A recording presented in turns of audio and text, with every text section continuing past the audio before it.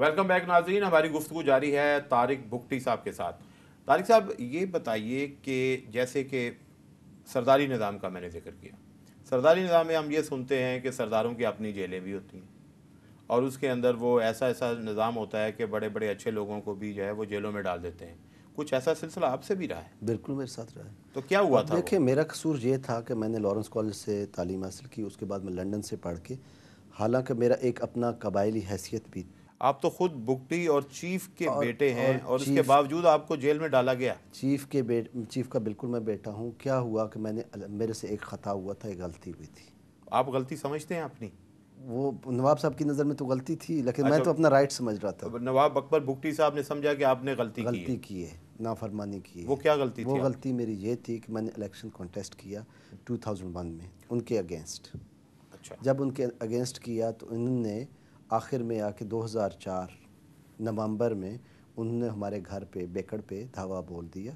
اس وقت نواب صاحب یہ فراری گروپ ایک اسٹیبلش کر چکے تھے، حالانکہ اس سے پہلے نواب صاحب کو بڑا اصول پرست آدمی سمجھا جاتا تھا ہماری اپنی نظر میں بھی، لیکن نواب صاحب پہلے جب ہمارے ایلڈرز تھے جن کو ہم سفید ریش بولتے ہیں یا وڈیرے، ان سے صلاح اور مشورے کیا کرتے تھے۔ اب 2000 کے بعد بالکل ہی وہ تبدیل ہو چکے ہوئے تھے۔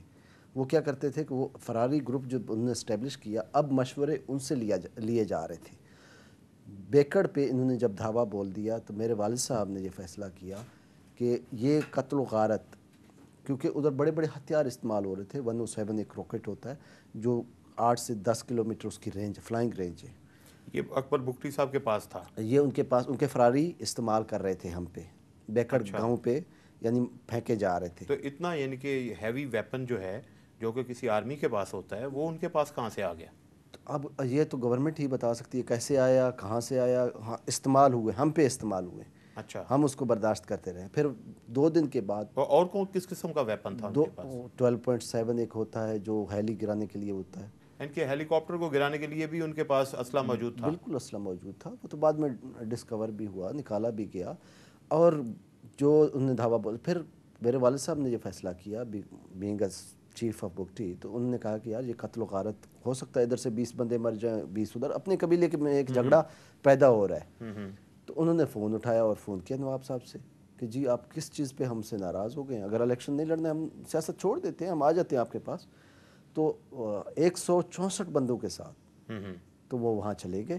جب وہاں پہنچے تو انہوں نے کہا کہ ایز اے میڈ ایز اے مرکہ ان کی، اب انہوں نے خود اس رسم و رواج کو پامال کیا۔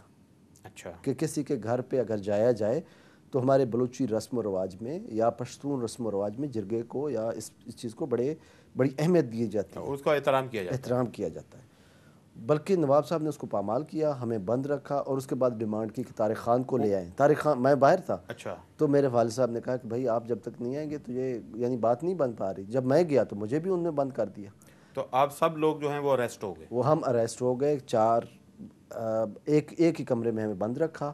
اس کے بعد ہمارے 12 ساتھیوں کو نکالا گیا، جن کے داڑیاں، مونچھیں، بال، سر کے بال، جتنے بال بھی، آنکھوں کے بھویں تک ان کا انسرٹ کیا گیا اور کچہری میں لا کے ان سے معافی منگوائی گئی۔ یہ جرگہ کیا گیا؟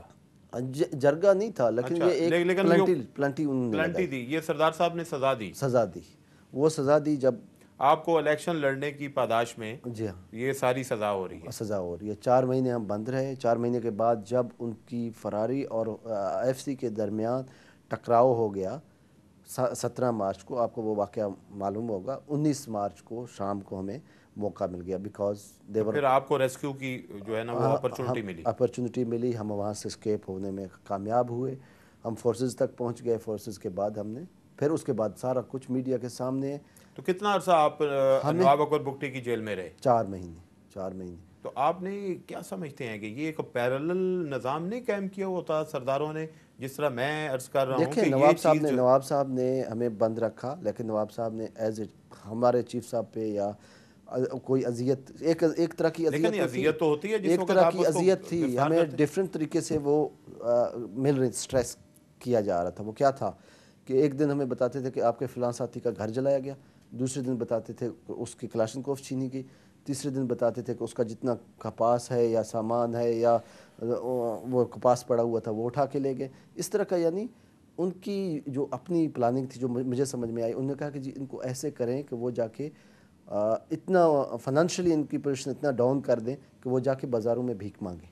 اچھا بگٹی صاحب یہ بتائیے مجھے, آپ بھی اس ایک بڑے قبیلہ ہے, آپ کا پورا ایک بگٹی خاندان ہے, اس کے باوجود آپ کے ساتھ نواب اکبر بگٹی کے خاندان کا یہ سلوک, لیکن یہ بتائیے کہ نواب اکبر بگٹی صاحب کی جو اسٹیٹ کے ساتھ لڑائی شروع ہوئی اس کی آپ بنیادی وجہ کیا سمجھتے ہیں؟ جبکہ ہم تو دیکھ رہے تھے کہ وہ تو بہت زیادہ ان کی حکومت میں شامل رہے, پھر جو سوئی کے معاہدے ہیں جو انہوں نے پی پی ایل کے ساتھ کیے تھے اس سے انہوں نے بڑا استفادہ کیا, تو وہ معاہدے جو ہیں اس سے بلوچ عوام کو کیا فائدہ ہو رہا تھا جو نہیں ہوا تو بگٹی صاحب ناراض ہوئے؟ یہ کیا اس میں صداقت کیا ہے؟ دیکھیں بلوچ عوام کو ان معاہدوں سے کوئی فائدہ نہ ہو. کیوں نہیں ہوا؟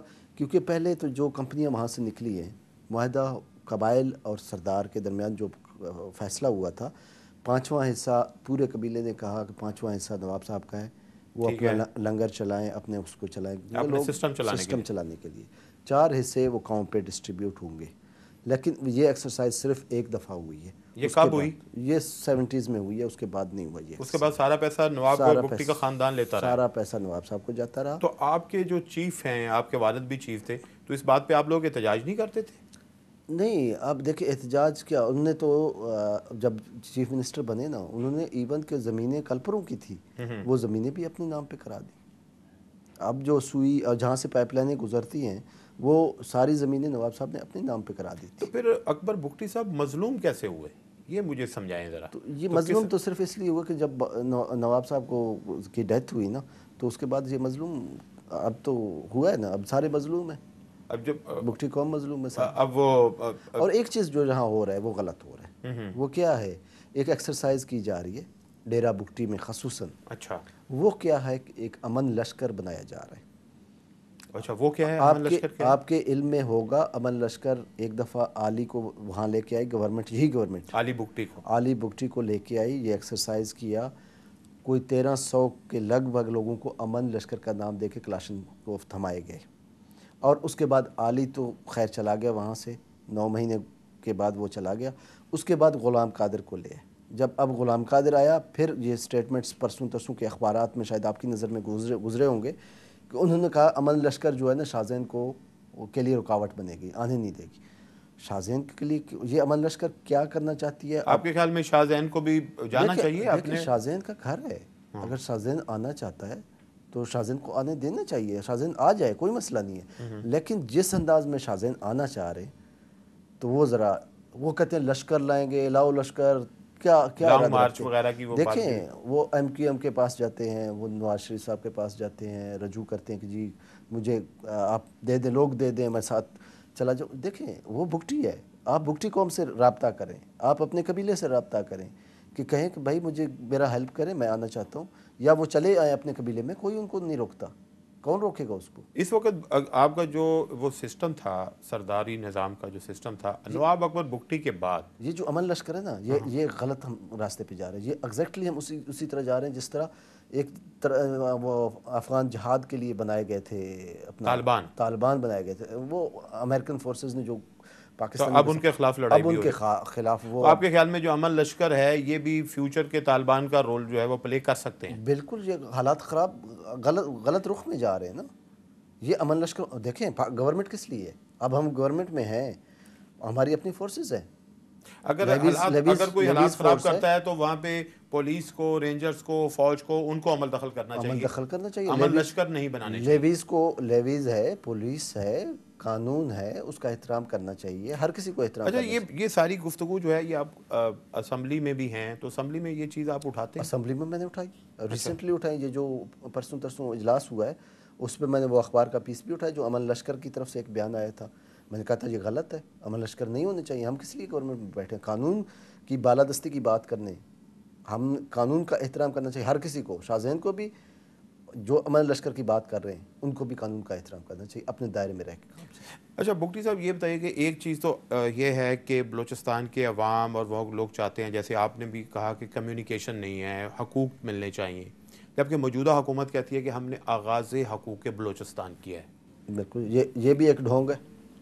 आप आगाज़ حقوق بلوچستان کچھ نہیں ہے؟ آغاز حقوق بلوچستان میں کچھ بھی نہیں ہے. ہم اس پروسیس کے اندر ہیں. ہمیں پتہ ہے کہ یہ صرف اور صرف بلوچوں کے ساتھ فریب اور دھوکے کے سوا کچھ نہیں ہے. یہ تو ایک بلوچ صدر وہ کیسے میں بلوچ آپ کو بتاتا ہوں. اب ان کی طرف سے یہ تھا کہ جی جابز ہم دے رہے ہیں. اب جابز کیا دی؟ ہمارے اپنے ڈسٹرکٹ میں، ہر ڈسٹرکٹ میں جو ویکنٹ جابز آلریڈی موجود تھی ان کو فل کیا گیا، ان پہ امپلائمنٹ لوگوں کو دی گئی. جب دی گئی تو اس کو شو کیا گیا کہ یہ ہم آغاز حقوق بلوچستان کر رہے ہیں.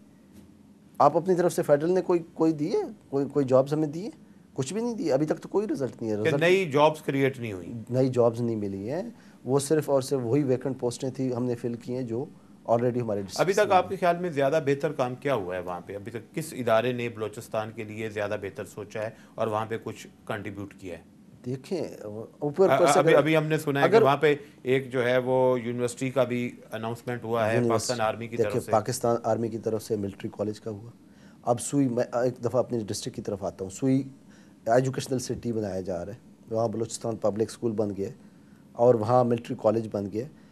یہ پہلی دفعہ تھا کہ جب میں گیا ہوں 29 اکتوبر 2010 کو آرمی میں. حالانکہ ہمارے قبیلے پہلے نہیں جاتے تھے آرمی کی طرف. آرمی میں انہیں ریکروٹس جو تھے ان کی پاسنگ آؤٹ پریڈ ڈیرہ بگٹی ڈسٹرکٹ میں سوئی میں ہوئی ہے. یعنی کہ وہ بلوچستان کے لوگوں نے فوج میں شمولیت بھی اختیار کی اور اسی سرزمین پہ وہ پاسنگ آؤٹ پریڈ ہو رہی تھی جس کا مہمان خصوصی میں تھا. میں گیا ہوں، میں نے دیکھا. اور دوسرا جو چیف آف آرمی سٹاف کی طرف سے ملٹری کالج کا اناؤنس ہوا، میں اس کو اپریشیٹ کرتا ہوں. اور یہ بلوچستان کا پہلا ملٹری کالج اور پاکستان کا تیسرا ملٹری کالج ہمارے ڈسٹرکٹ میں، میرے ڈسٹرکٹ میں خصوصاً ڈیرہ بگٹی میں، اور بلوچستان کے لیے یہ بہت اہمیت کا حامل ہے. اس کا مطلب کہ پبلک جو ہے بلوچ جو بہت سے عوام ہیں وہ تو بڑی اسی طرح محب وطن ہیں جس طرح کے دوسرے صوبوں کے لوگ محب وطن ہیں. بگٹی صاحب ہماری آپ سے بات چیت جاری ہے، ایک بریک کے بعد دوبارہ حاضر ہوتے ہیں. ناظرین، طارق بگٹی صاحب سے ہم گفتگو جاری رکھیں گے. ملتے ہیں ایک بریک کے بعد، ہمارے ساتھ رہیے گا.